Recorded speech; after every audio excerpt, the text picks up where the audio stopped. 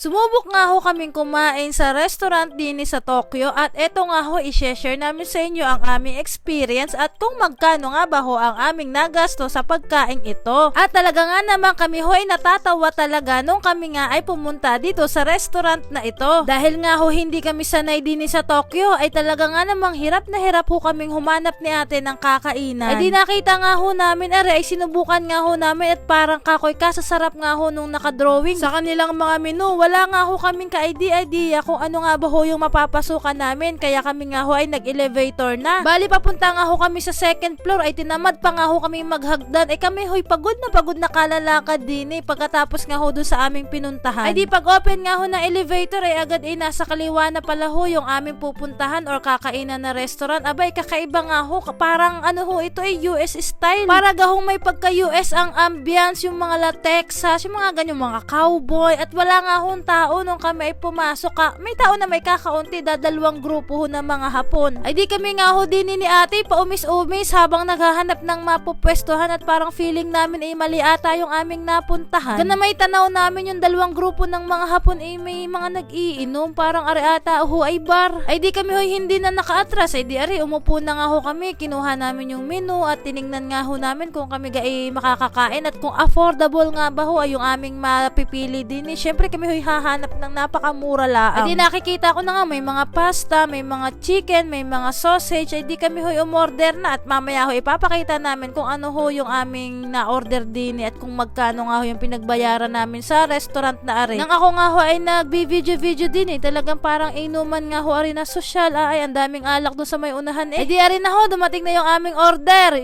US style fried chicken. Ari naman ho ang tawag din Alay nakalimutan ko ho agad kung anong tawag din sa in-order naming ari. Basta't ari ho'y parang dumpling spicy ho. Ang laman ho sa loob ay may pork tapos may mga cabbage, may mga gulay ba. Parang gyoza na dumpling ho ang style. Yun nga lamang ho ay hindi ko type ang lasa nung aming na-order na yun dahil ho parang lasang curry. Ari ho, number 1 nilang bestseller ay carbonara. Tapos bali dalawa hong klase ng pasta ang in-order namin ari ay pepperoni. Hindi ko alam kung anong tawag din parang pepperoni ata yung natatandaan ko. Ay masarap ho parehas yung aming pasta na na-order. Ay madami lang ho ang servings pala. Ali ayan na nga ho lahat ng aming in-order ni ate. Sana pala ho isang pasta na lang. Tapos yung chicken naman ho ay madami. Saktong-sakto sa 2 tao. Bali ang total ho nang napagbayaran namin diyan ay di 5,000 yen.